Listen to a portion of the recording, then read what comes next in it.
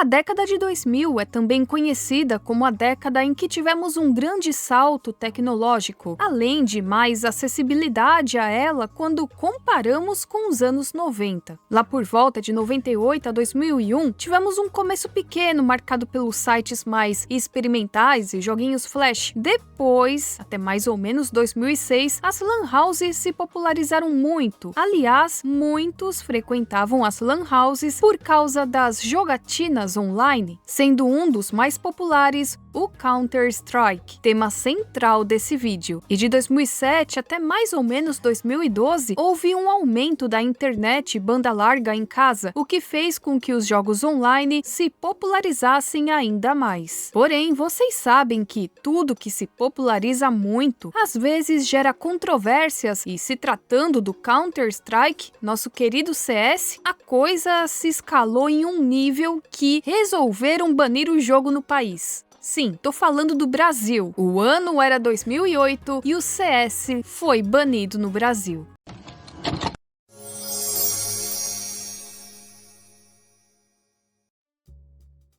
Para quem não está muito familiarizado, o Counter-Strike é uma série de jogos de multijogador de tiro em primeira pessoa, onde temos o time 1 versus o time 2. Praticamente é isso. Lá em 1999, dois desenvolvedores independentes, o Min Lee e o Jess Cliff, criaram uma modificação, um mod, para o jogo Half-Life. Mod, chame como quiser, é quando alguém pega um jogo existente e modifica ele, criando novas regras, mapas, o que vier na mente. Aqui nesse caso, eles usaram o engine e a base do Half-Life para criar um modo multiplayer. Antes do jogo pertencer à Valve, os desenvolvedores de Half-Life conseguiram transformar o Counter-Strike em um produto à venda que foi lançado lá em 2000. E até então, foram lançadas outras versões também. Aqui eu não vou citar tudo, porque esse não é o foco. Mas, nesses tempos, se você também era rato de Counter-Strike, eu tenho certeza que você conhece o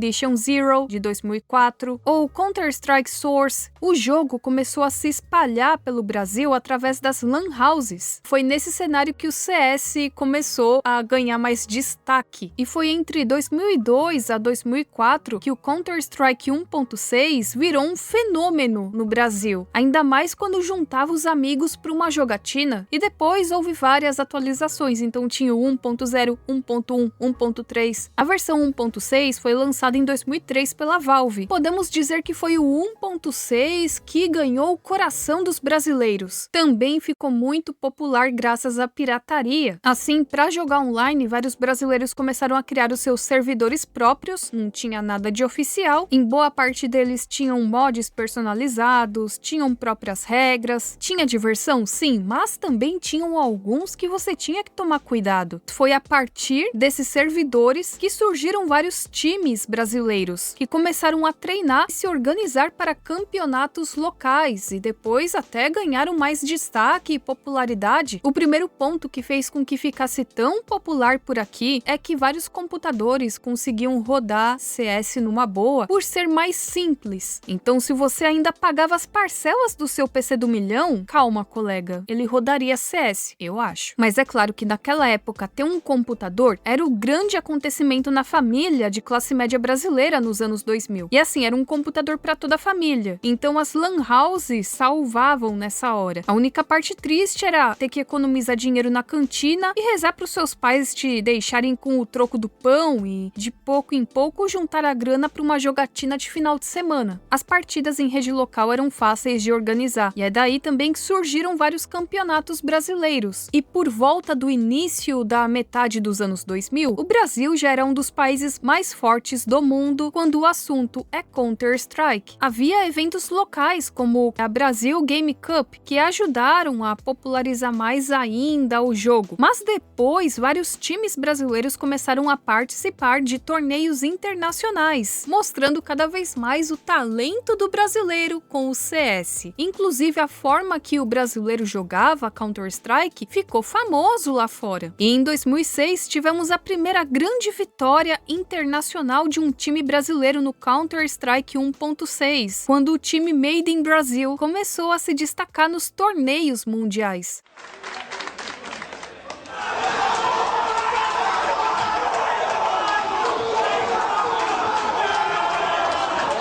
justiça. O Counter-Strike e o EverQuest foram considerados violentos demais pelo juiz federal Carlos Alberto Simões de Tomás, de Minas Gerais.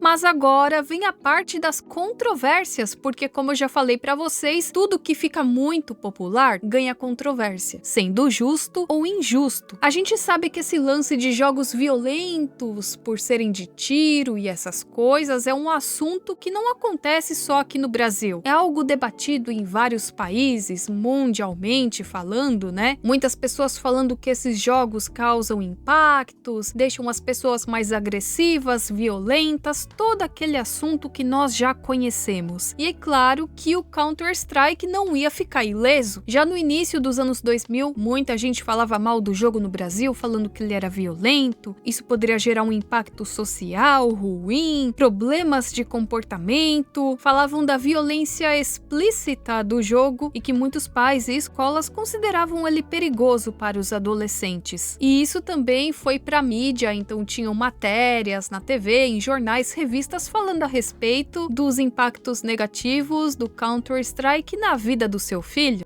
Mesmo para o Procon, os jogos podem despertar a agressividade nos jogadores. A criança e o adolescente está em formação de caráter, em formação psicológica, então a gente entende, e esse juiz acertadamente entende, que isso é prejudicial à saúde mental da criança e do adolescente, dos praticantes desses jogos. Inclusive citavam casos de brigas em lan houses e discussões, tudo por causa do jogo. Mas foi em 2008 que resolveram levar mais a sério e banir Counter-Strike no Brasil. Tinha sido lançado o Counter-Strike Source, e essa versão que deu ruim, mas não foi exatamente pelo jogo. Vocês vão entender aqui que eu vou explicar para vocês. Em 2008, o Counter-Strike Source teve as suas vendas proibidas no Brasil por ser considerado tudo aquilo que eu já expliquei para vocês, um jogo violento.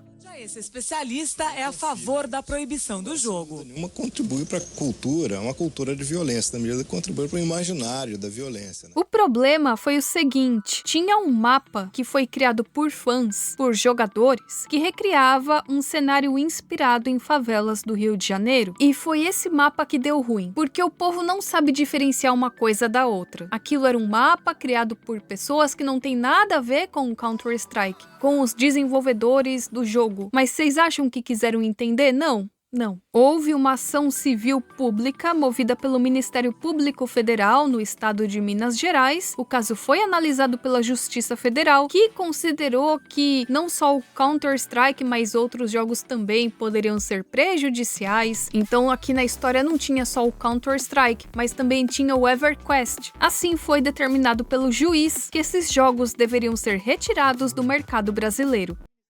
A Justiça determinou a apreensão de 2 jogos de computador por considerá-los violentos demais. Ele afirma que um dos jogos, o Counter-Strike, virtualiza uma cena de embate entre a polícia do Rio de Janeiro e traficantes de uma favela. Usa como trilha sonora um funk proibido e ensina táticas de guerrilha. O Counter-Strike e o EverQuest são 2 jogos populares tanto na internet quanto nas lan houses.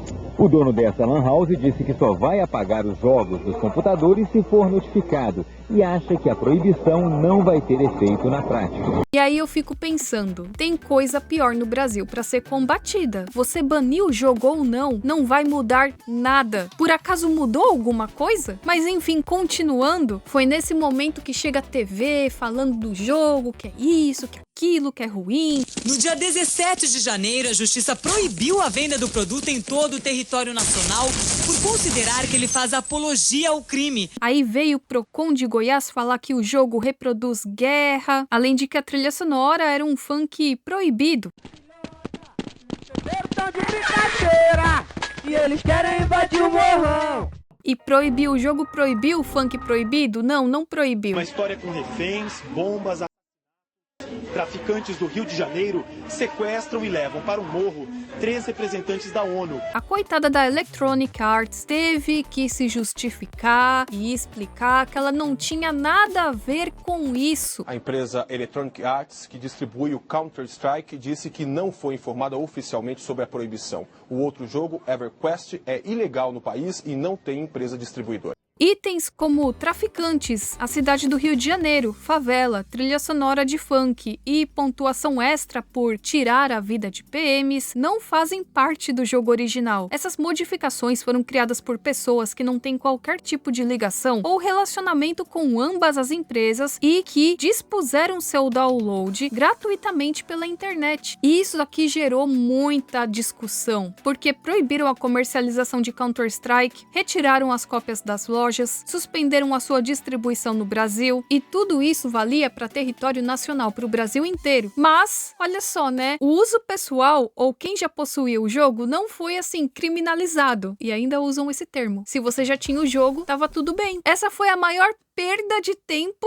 Existe perda de tempo maior que essa? Você não vai partir para violência por causa que você perdeu um jogo ou porque você ganhou, você tá entendendo? É uma coisa de educação mesmo. Vários jogadores, desenvolvedores de jogos e jornalistas criticaram essa atitude. Para este psiquiatra, não. Acredito até que se a pessoa for viciada no jogo e ficar muito tempo no jogo é porque ela tem problemas com ela mesma. Até porque, né, vamos pensar o seguinte, o Counter-Strike é muito popular em vários países. Países de primeiro mundo, países de terceiro mundo. E por que só que no Brasil daria problema e em outros países não? Será que o problema tá realmente no jogo ou no país? Ou na forma que o país lida com essa situação? Porque a responsabilidade é dos pais. Sempre tem que ter um culpado, e esse culpado não são os pais. No final, foi uma decisão bem nada a ver, porque durou só um ano, tipo, em 2009 já não tinha mais esse banimento, porque eu acho que perceberam que não ia dar em nada, ainda mais porque no Brasil, a pirataria é algo que acontece de uma maneira maçante. Por mais que existam leis, por mais que existam várias coisas, né, anti-pirataria, e esse jogo não ficaria de fora, inclusive a sua popularidade veio pela pirataria também, não adiantou muito essa medida. A proibição foi revogada e permitiu novamente a venda dele e a sua distribuição no país. Sabe, eu acho que deveriam pegar esse tempo todo e focar em dar um direcionamento melhor para os jovens e compreender que não é um jogo que vai fazer a pessoa ficar violenta. Pelo menos eu não acredito que consiga fazer isso 100%. E lembrando, né, galerinha, que Counter-Strike não é um jogo para criancinha. E ele não foi, assim, o último caso que tentaram usar um jogo para culpabilizar uma situação. A gente se lembra que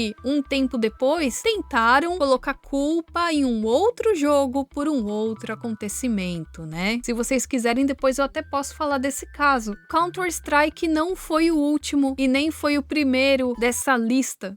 O game tem sido alvo de polêmica, mas será que o jogo é violento e estimula comportamentos agressivos nas crianças e jovens? Mas e aí, vocês se lembram desse caso? Se sim, comentem aqui. Você foi impactado? Comente aqui também. Se você jogava bastante CS, comenta. Nós nos vemos na próxima e tchau, tchau!